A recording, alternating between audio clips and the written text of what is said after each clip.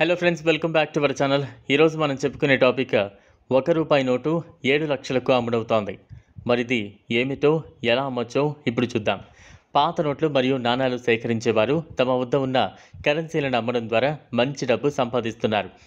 ఆన్లైన్లో కొనుగోలుదారులు అరుదైన నాణాలు మరియు నోట్ల కోసం మంచి డబ్బు చెల్లించడానికి సిద్ధంగా ఉన్నారు. అలాంటి సందర్భంలో ఆన్లైన్లో ప్రత్యేకంగా రూపాయి నోటు లక్షలకు అమ్ముడవుతోంది.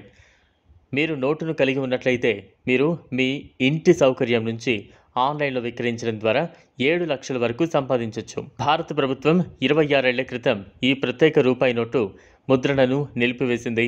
ప్రభుత్వం 2015లో భారతదేశంలో ₹1 నోటును మళ్ళీ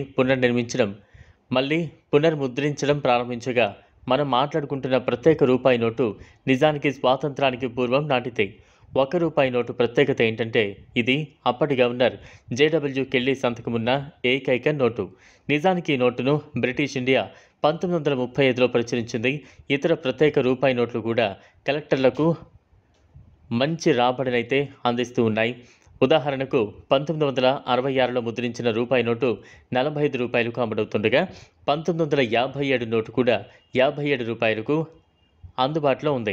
పాత మరియు సేకరించదగిన నోట్లు, నాణాల యజమానులు తమ కరెన్సీలను ఆన్లైన్ క్లాసిఫైడ్ పోర్టల్స్లో లిస్ట్ చేసి ఏ సమయంలోనైనా డబ్బు సంపాదించవచ్చు. మీరు అరుదైన కరెన్సీలను విక్రయించగల అటువంటి ప్లాట్ఫామ్స్ OLX.com. OLX యొక్క మొదటిసారి వినియోగదారులు వారి ఖాతాలను సృష్టించవలసి ఉంటుంది.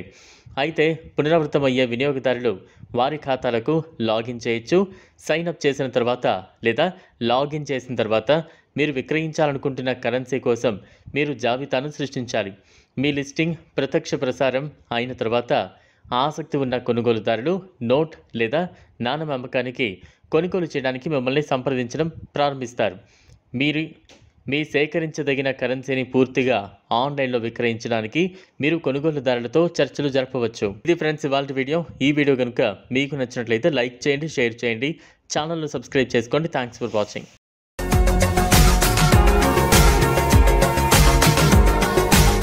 మరిన్ని అప్డేట్స్ కోసం మా ఛానల్ని సబ్స్క్రైబ్ చేయండి.